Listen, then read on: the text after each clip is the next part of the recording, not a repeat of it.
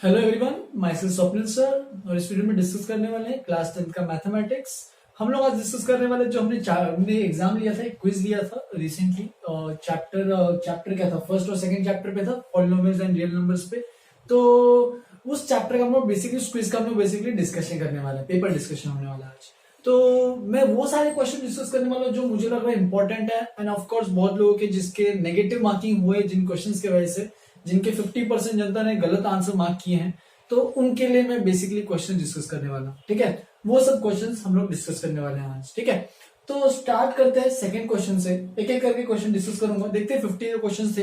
Hopefully मैं expect करता हूँ यहाँ पे कुछ 15 से 20 क्वेश्चन में डिस्कस कर पाऊंगा आधे घंटे में। देखते हैं जितना होगा। अगर एक पार्ट में हो गया तो अच्छी बात है, नहीं तो मैं 2 पार्ट बना के उसको अलग अलग कर देंगे। ठीक है, तो सेकंड क्वेश्चन देखो, यहाँ पे ऐसे दिया था, if one of the zeros of a quadratic polynomial of the form x square plus ax plus b is negative of the other, then which of the following is correct? तो यहाँ पे a b c d 4 options थे। यहाँ पे बहुत लोगों ने गलतियां की है। इनफैक्ट यहाँ पे 50% 60% लोगों ने गलतियां की है कि नेगेटिव मार्किंग करके आए इसमें। ये क्वेश्चन था तो बहुत सिंपल, करना चाहिए था सबको।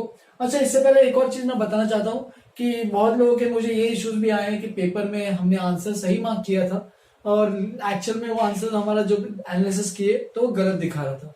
तो उसके लिए एक ही इश्यू होता है, देखो बेसिकली नेटवर्क का इश्यू होता है कि जब तुम कोई आंसर मार्क करते हो और तुरंत नेक्स्ट कर देते हो, तो थोड़ा सा टाइम दिया करो कि नेक्स्ट तुरंत मत किया करो, हड़बड़ी मत किया करो। क्योंकि वो डिपेंड करता है, अगर हो गया तुम्हारे कंप्यूटर पीसी या फिर लैपटॉप में या फिर फोन में अगर इश्यू हो गया किसी नेटवर्क का, कि नेटवर्क में बीच में अचानक नेटवर्क सिग्नल चला गया, तो उसके वजह से क्या होता है कि वो आंसर मार्क ही नहीं हो पाता है और तुरंत नेक्स्ट पे चला जाता है।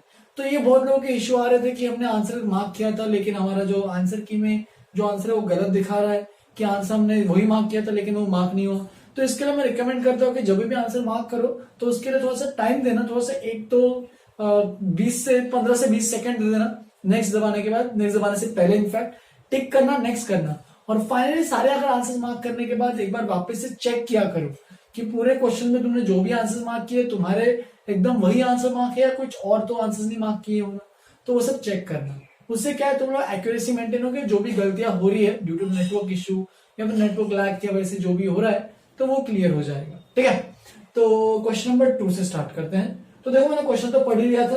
अब देखो ये क्वेश्चन में क्या बोल रहा है, क्वाड्रेटिक है, उसके 2 जीरोज है, ऑफकोर्स 2 ही जीरोज होंगे। ठीक है, मैक्सिमम 2 ही जीरो होते हैं। एक जीरो क्या है, दूसरे के नेगेटिव है। तो चलो यहाँ पे लिखते हैं, स्टार्ट करते हैं। अगर एक्स स्क्वायर प्लस ए एक्स प्लस बी है इज इक्वल टू 0, तो इसके 2 जीरोज है, एक अल्फा मान लेते हैं और दूसरा अगर बीटा मानने से पहले देखो उसने ऑलरेडी दिया हुआ है, if one of the zeros of a quadratic polynomial is negative of the other, मतलब एक अगर अल्फा है तो दूसरा ऑब्वियस सी बात है माइनस अल्फा ही होना चाहिए।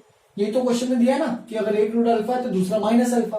अब बस इसमें कहानी लगा कि सम ऑफ जीरोस कितना आएगा, देखो सम ऑफ जीरोस तो अल्फा प्लस माइनस अल्फा, और यहाँ पे कितना आएगा देखो sum of zeros minus B by A यानी माइनस ए बाय 1, राइट। तो कितना हो जाएगा अल्फा माइनस अल्फा, तो ये हो जाएगा माइनस ए, यानी ए की वैल्यू देखो ये कितना बन रहा है, 0 हो रहा है कैंसिल होके, तो ए की वैल्यू क्या आ जाएगी 0, यानी कोएफिशिएंट ऑफ एक्स जो है वो 0 बनने वाला है।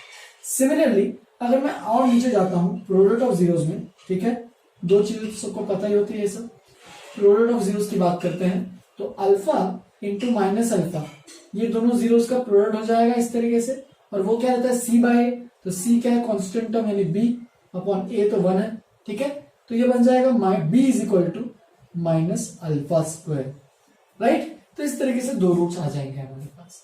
तो अब देखो यहाँ पे अगर इक्वेशन फाइनली लिखते हैं तो देखो क्या मिलेगा, एक्स स्क्वायर ए तो 0 है तो उसको हटा देना, बी की वैल्यू माइनस अल्फा स्क्वायर है इज इक्वल टू 0, तो देख सकते हो 2 लीनियर फैक्टर्स में ब्रेक हो जाएगा, x plus alpha, x minus alpha और ये 0। तो इस तरीके से ये दोनों फैक्टर्स हो जाएंगे क्योंकि ए स्क्वायर माइनस बी स्क्वायर ए प्लस बी इंटू ए माइनस बी। अब चलो ऑप्शन देखते हैं। पॉलिनोमियल हैज लीनियर फैक्टर्स, तो देख सकते हो 2 फैक्टर्स है, दोनों के दोनों लीनियर है। इनफैक्ट जब भी पॉलिनोमियल के रूट्स बनेंगे, जब भी जीरोस बन रहे होंगे, कुछ जीरोस दिए होंगे, हमेशा उस पॉलिनोमियल को 2 लीनियर फैक्टर्स में एक्सप्रेस कर सकते हैं। अगर किसी पॉलिनोमियल के कोई भी जीरोस नहीं आ रहे हैं, मतलब कोई भी पॉसिबल जीरोस नहीं मिल पा रहे हैं, तो उसको लीनियर फैक्टर्स नहीं बन पाएंगे।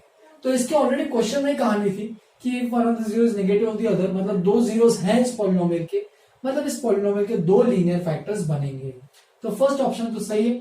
ठीक है, फिर बी ऑप्शन देखो, constant term of polynomial is negative. तो देखो कांस्टेंट टर्म पॉलिनोमियल का कौन सा है, ये कांस्टेंट टर्म है, तो बी की वैल्यू वो बोल रहा है नेगेटिव है। तो बी की वैल्यू देखो क्या है, माइनस अल्फा स्क्वायर है।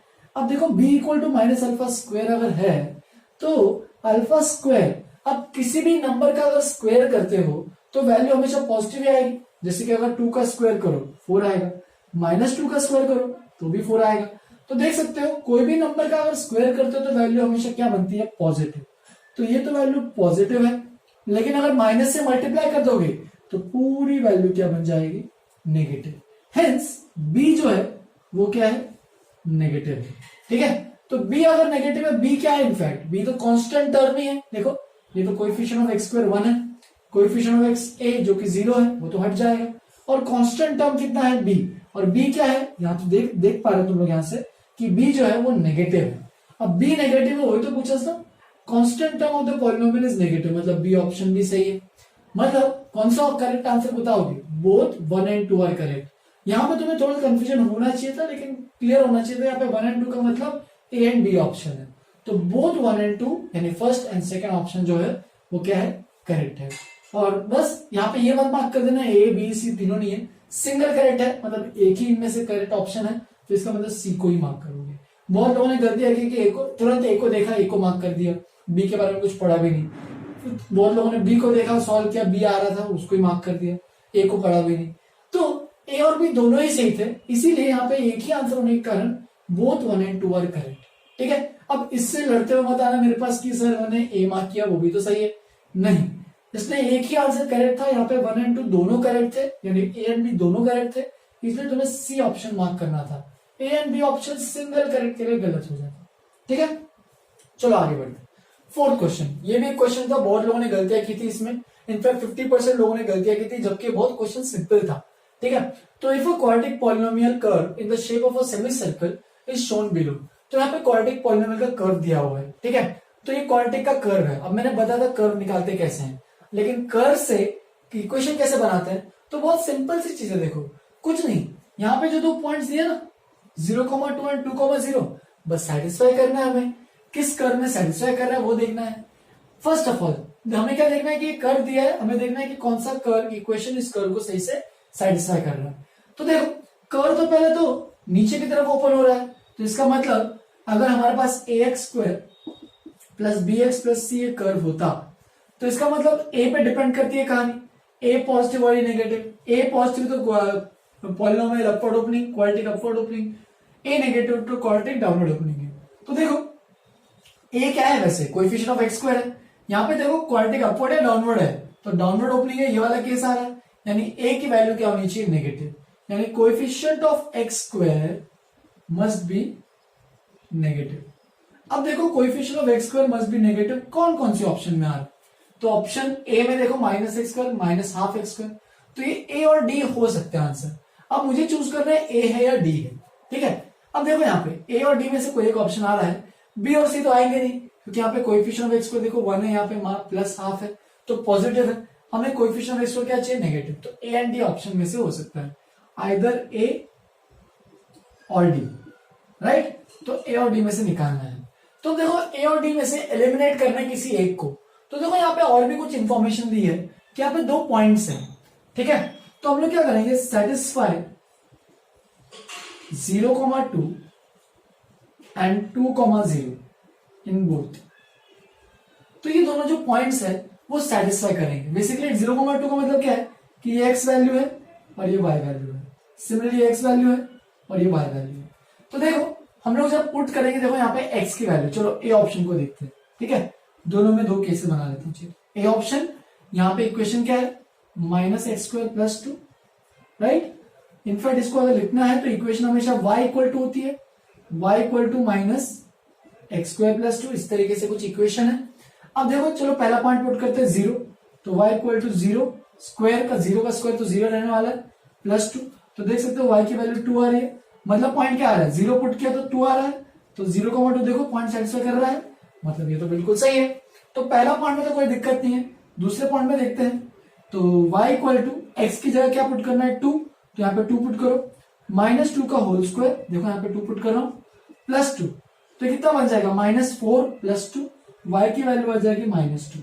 तो ये बन रहा है कौन सा पॉइंट, 2 पुट कर रहे हैं तो -2 आ रहा है। तो देखो 2 पे -2 दे रहा है क्या, नहीं, मतलब ए ऑप्शन गलत है। बचा नेक्स्ट डी ऑप्शन, उसको भी चेक करते हैं। तो देखो ध्यान से, डी ऑप्शन में भी देखेंगे सेम चीज, 0,2 पहले पुट करते हैं। इक्वेशन हमारे पास y = -12 x² + 2, राइट। अब देखो ध्यान से, -12 x² + 2,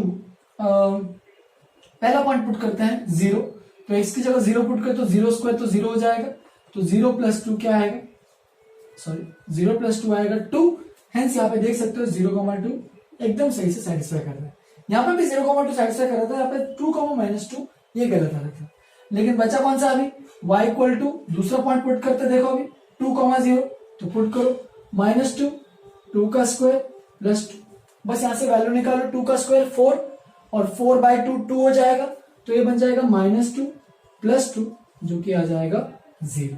तो देख सकते हो 2 वैल्यू पुट करने पे वैल्यू 0 आ रही है, मतलब ये पॉइंट और ये पॉइंट दोनों ही सेटिस्फाई कर रहे हैं। Hence D option is the correct option.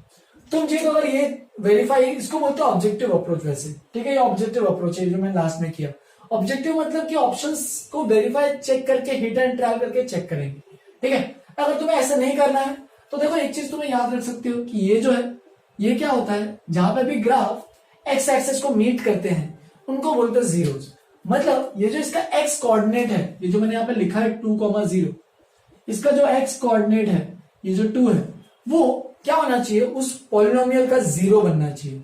और पॉलिनोमियल का 0 का मतलब कि हमें जो भी पॉलिनोमियल आएगा उसकी वैल्यू को इक्वल टू अगर 0 करेंगे तो उसकी वैल्यू 2 आनी चाहिए। तो देखो इसको अगर 0 करके देखो, -x² + 2 = 0, और एक बार इसको 0 करके देखो, -12 x² + 2 = 0। दोनों को 0 करके देखो, चेक करना किसकी वैल्यू किसमें अंदर वैल्यू, x की वैल्यू 2 आ रही है, तो ये भी चेक कर सकते हैं।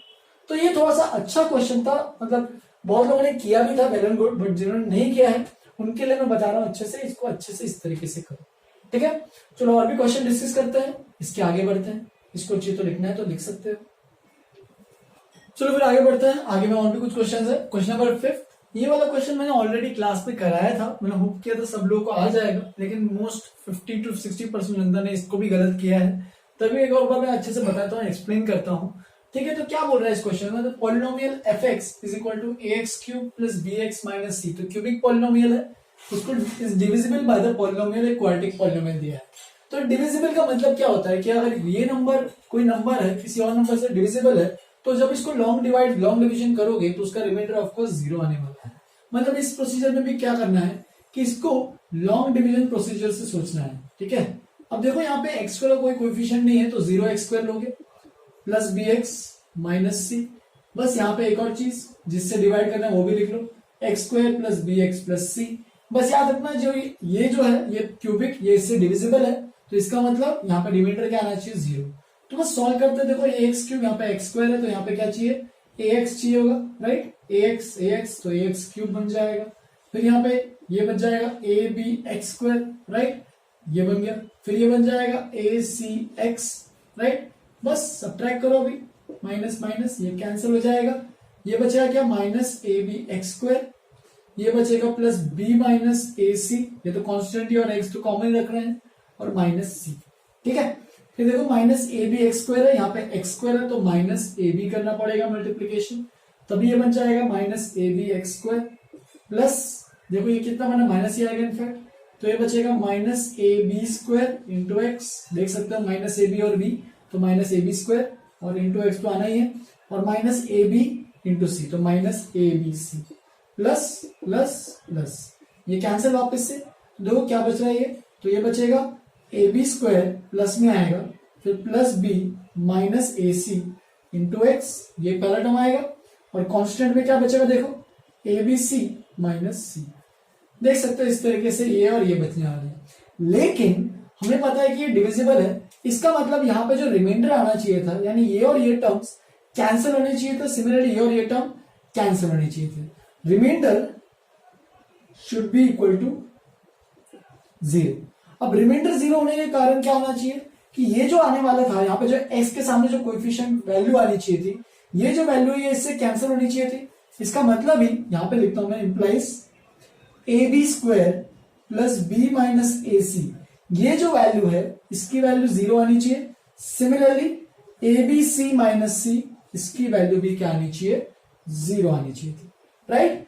अब उसने चारों ऑप्शन दिए थे यहाँ पे, ए बी ए सी जो भी है, तो हमें निकालना है क्या, इसका इनमें से कौन सा ऑप्शन सही है। तो देखो इसको सॉल्व करके देख सकते हो, यहाँ पे कुछ सिंपल तो नहीं होने वाला है। ये a b plus 1 minus a is equal to ऐसे कुछ ए सी पर के बन जाएगा, तो ये तो और कॉम्प्लिकेट हो जाएगा, तो इसमें से तो कुछ रिजल्ट निकलना आसान नहीं है। इसमें से देख सकते हो यहाँ पे A B C is equal to C बन रहा है, ठीक है। अब यहाँ पे तुम सी और सी को कैंसिल कर सकते हो, बट यहाँ पे चेक करना कि सी 0 नहीं है, ठीक है। तो देख लेना यहाँ पे कंडीशन दी हुई है ऑलरेडी कि सी 0 नहीं है। अगर तुम्हें ऐसे सी 0 वाली कंडीशन नहीं समझ में आ रही तो इसको ऐसे भी लिख सकते हो, यहां से सी कॉमन ले लो, ए बी माइनस 1 मतलब ए बी माइनस 1 बच जाएगा इंटू सी इक्वल टू 0। अब देखो x इंटू वाई अगर 0 होता है, अगर x इंटू वाई 0 है, तो हम लोग क्या कहते हैं, आइदर x इक्वल टू 0 या फिर y इक्वल टू 0, राइट। तो लेकिन यहाँ पे ऑलरेडी कंडीशन दी है कि c is not equal to 0, मतलब ये जो वैल्यू है ये नॉट इक्वल टू 0 है, ये 0 नहीं होने वाली है। इसका मतलब ही A B minus 1 equal to 0, hence A B is equal to 1। यानी कौन सा ऑप्शन आ रहा है, B option is the correct answer. तो याद होगा तो मैंने ये क्वेश्चन वीडियो के थ्रू ही बताया तुम लोगों को सबको, अगर नहीं जिनको एक अच्छे से आ रहा है तो कोई दिक्कत नहीं है, इसको मैंने अच्छे से वापस से बताया है, तो इसको अच्छे से लिखो इसको नोटबुक में, ठीक है। फिर नेक्स्ट क्वेश्चन पे आता है, क्वेश्चन नंबर 7। ये वाला क्वेश्चन तो मैं रिपीटेड वापस से वही रिपीट क्वेश्चन आया था, सेम टू सेम एग्जैक्टली वही क्वेश्चन। तो ये वाला क्वेश्चन भी सबको जमना चाहिए था, अच्छे से आना चाहिए था। तभी भी कुछ लोगों ने गलतियां की है इस क्वेश्चन में। चलो देखते हैं क्या दिक्कत की है तुम लोगों ने। तो 3/5 की पावर है यहाँ पे 2x माइनस 3, ठीक है। अब यहाँ पे 3/5 है तो वहां पे भी 3/5 करना पड़ेगा, तो इसको लिख सकते हो 3/5 की पावर -1, क्योंकि रेसिप्रोकल है। 5/3 मतलब क्या हो जाएगा, 3/5 का रेसिप्रोकल, पावर में x माइनस 3। तो देखो क्या बन जाएगा, 3/5 की power 2x minus 3 is equal to 3/5, powers multiply हो जाएंगे, -1 इंटू x माइनस 3। अब देखो दोनों के बेस तो एग्जैक्टली सेम है, तो दोनों के पावर्स भी सेम होने चाहिए पूरा का पूरा। Therefore 2x minus 3 is equal to minus half, इसको अगर मल्टीप्लाई करेंगे तो -x प्लस 3 बन जाएगा। अब बस माइनस इसको इधर भेजो, तो ये 2x प्लस x यानी 3x बन जाएगा, 3 उधर भेजो, 3 प्लस 3 6 बन जाएगा, एंड x की वैल्यू फाइनली आ जाएगी हमारे पास 2, हेंस ए ऑप्शन अपना आएगा करेक्ट आंसर, ठीक है। तो नेक्स्ट क्वेश्चन पे आते हैं, क्वेश्चन नंबर 12 पे। 12 में देखो ध्यान से क्या है, a quadratic polynomial with zeros are -3 and 4 is this, A B C D 4 options दिए हैं। देखो ये क्वेश्चन तो बहुत सिंपल था, इसमें बहुत लोगों ने गलतियां की है। क्वेश्चन देखने में बहुत सिंपल था, वैसे तो कुछ नहीं डिफिकल्ट है, क्योंकि देखो इसमें कंसेप्ट क्या है दिया है कि जीरोस दिए हैं, दो जीरोस कौन कौन से दिए हैं, -3 एंड 4। तो अगर जीरोस देता है हमें, तो हम लोग ये सोच सकते हैं उसके फैक्टर्स भी होंगे, तो फैक्टर्स भी निकाल सकते हैं यूजिंग फैक्टर थ्योरम। सोचो अगर x माइनस अल्फा किसी का फैक्टर है, किसी पॉलिनोमियल का फैक्टर है, तो अल्फा उस पॉलिनोमियल का क्या कहते हैं हम लोग, 0 है। अगर x माइनस बीटा उसका फैक्टर है, तो हम लोग क्या कहते हैं, बीटा उस पॉलिनोमियल का 0 है।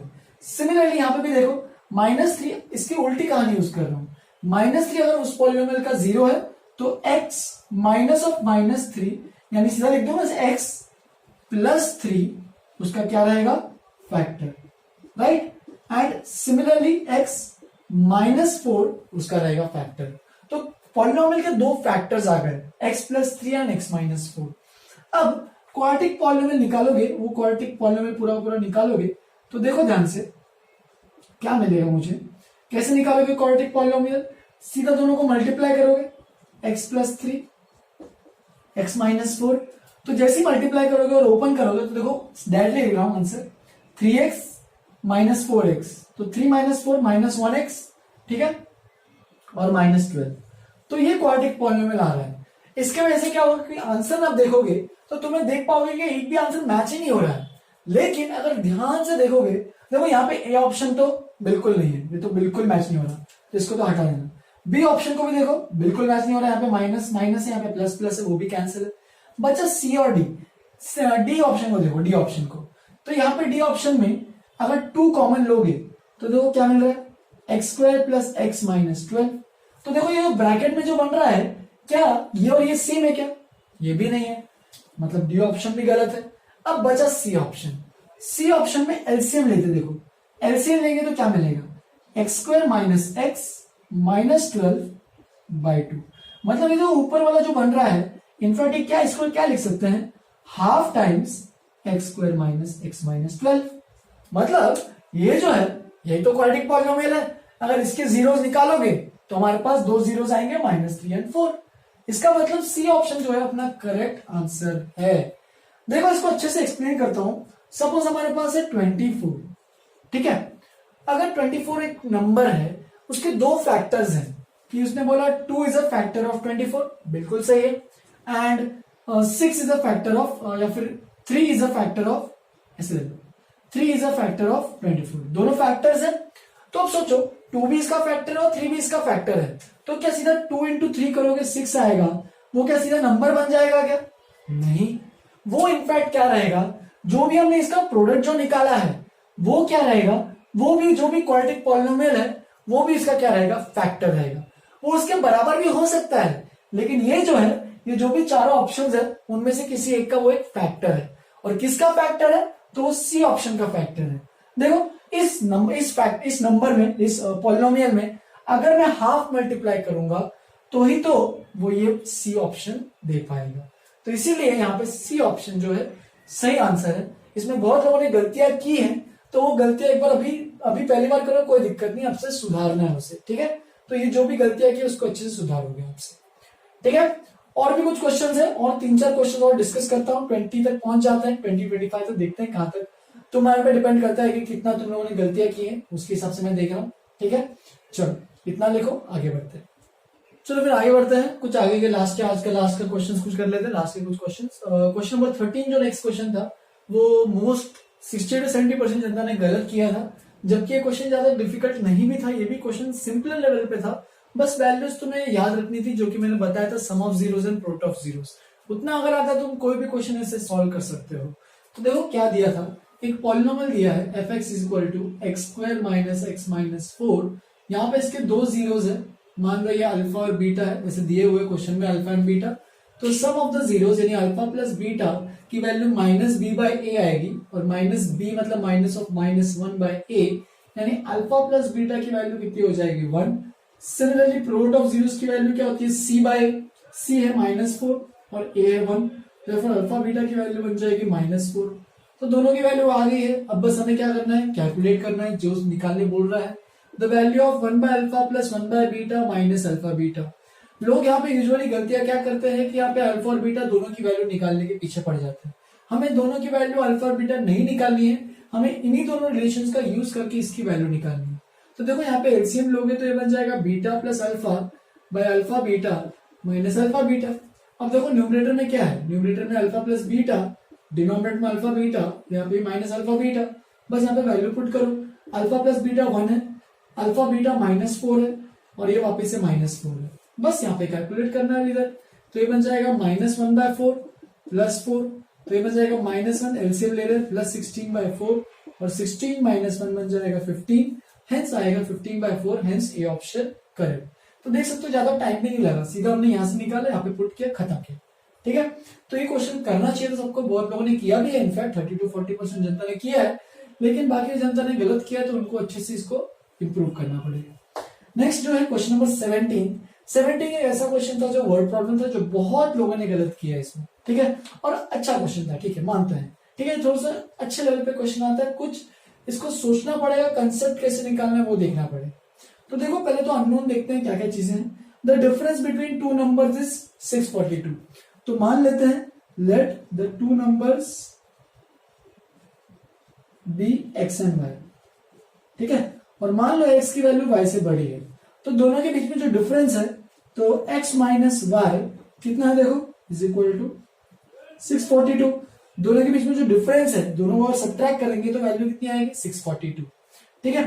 When the greater is divided by the smaller, अब वो क्या बोल रहा है, जब ग्रेटर को यानी x को, x बड़ा है, उसको डिवाइड करेंगे स्मॉलर से, तो क्या बोल रहा है, द क्वोशिएंट इज 8।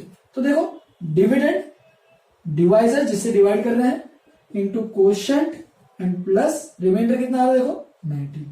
तो ये दो इक्वेशंस तुम्हें बनाने हैं, वो इंपॉर्टेंट है बस, और कुछ इस क्वेश्चन में इंपॉर्टेंट नहीं है। Find the sum of cube of the both the numbers. थोड़ी वैल्यू यहाँ पे ऑप्शन में बहुत लोगों ने देख के छोड़ दिया कि ऑप्शन में इतने बड़े बड़े वैल्यू कैसे करेंगे। बहुत लोगों ने इसको गलत दी, बहुत लोगों ने इसको छोड़ ही दिया है क्वेश्चन को, ठीक है, इस क्वेश्चन को देख के नंबर।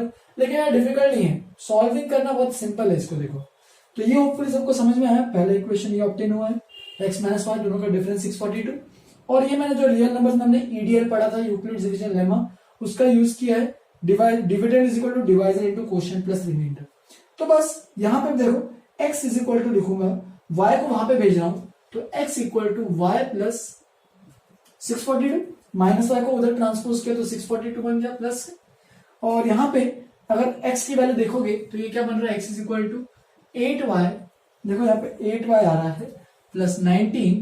फिर क्या करोगे, ये जो x की वैल्यू यहाँ पे पुट करते हैं, y plus 642 is equal to 8y plus 19 को इधर ट्रांसपोज करो, y को उधर भेजो, तो ये बन जाएगा 8y माइनस y। तो कितना बन रहा है, ये बन रहा है हमारे पास 12 माइनस 9, तो ये बन जाएगा 3, और 63 माइनस 1 बन जाएगा 62। देख लो एक बार सही है क्या, 7y, और y की वैल्यू ऐसे अपने पास आएगी, y इज इक्वल टू कितना 7 इंटू 56 और 6 63, तो 7 9 से 63। तो y की वैल्यू हमारे पास आ रही है 89, और अगर y की वैल्यू 89 यहाँ पे पुट करते हैं तो x की वैल्यू भी निकाल सकते हैं। चलो निकालते हैं x की वैल्यू, तो कितना बन रहा है 1, और ये 8 और 4 12, 13 बन जाएगा, और 7 31, तो 731 x की वैल्यू है और y की वैल्यू 89 है। अब लास्ट का जो स्टेप है थोड़ा सा डिफिकल्ट स्टेप है जो तुम्हें करना है। 7 उसने क्या बोला है, then find the sum of cube of the numbers. तो थोड़ा सा ये लेंदी है कि 731 का क्यूब निकालना है एंड 89 का भी क्यूब निकालना है, और इन दोनों को ऐड करके वैल्यू फाइनल बतानी है। तो मोस्ट ऑफ द लोगों का आंसर आया था, देखते हैं जो भी है अभी करके देखो एक बार। 731 का क्यूब एंड 89 का क्यूब, जो भी वैल्यू है मेरे ख्याल से ए ऑप्शन आया था, देख लेना एक बार आंसर में, आंसर की में दिया हुआ है, ठीक है। तो इसकी वैल्यू निकाल के फाइनली इसको बताना है, ठीक है। तो इसको लिखो। नेक्स्ट क्वेश्चन में आगे बढ़ते हैं, क्वेश्चन नंबर 22। क्वेश्चन नंबर 22 एक ऐसा क्वेश्चन, सबसे सिंपल क्वेश्चन था, रिमाइंडर थ्योरम का डायरेक्ट क्वेश्चन था, लेकिन तभी बहुत लोगों ने गलतियां की है इसमें। तो उसने पूछा क्वेश्चन में which of the following statements is correct. तो ये क्या बोल रहा है, हर स्टेटमेंट में देखो x की पावर 6 प्लस 1 तो यही है, ठीक है। इस डिवाइडेड बाय, तो डिवाइड कर रहे हैं, x प्लस 1 या फिर x माइनस 1 से डिवाइड कर रहे हैं, दोनों पॉलिनोमियल से डिवाइड कर रहे हैं। The remainder is this. तो रिमाइंडर थ्योरम तुम्हें तो याद रखना ही है कि कोई भी रैंडम पॉलिनोमियल को अगर लीनियर पॉलिनोमियल से डिवाइड करते हो तो रिमाइंडर हमेशा क्या आता है। सपोज px को अगर डिवाइड करोगे किसी x माइनस अल्फा के साथ, देन रिमाइंडर विल बी कितना, उस वैल्यू ऑफ अल्फा की वैल्यू इसके अंदर पुट करोगे, p of alpha polynomial put करना है। तो देखो रिमाइंडर यहाँ पे डिवाइड किससे कर रहा है, x प्लस 1 से, तो मैं क्या निकालूंगा, p ऑफ माइनस 1 निकालूंगा। px ये हमारे पास, तो माइनस 1 की पावर 6 प्लस 1, तो देखो पहले वाला जब इसको इससे डिवाइड करेंगे तो रिमाइंडर कितना आ रहा है, माइनस 1 की पावर 6 तो प्लस 1 हो जाएगा, और 1 प्लस 1 2 हो जाएगा।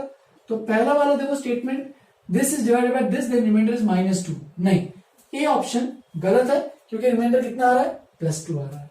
सिमिलरली अगर दूसरा क्या चीज है, देखो इफ x की power 6 plus 1 is divided bye x minus 1, तो p ऑफ 1 निकालेंगे, यानी x की जगह यहाँ पे 1 पुट करेंगे, 1 की power 6 plus 1 which will be equal to p of 1 will be equal to 2।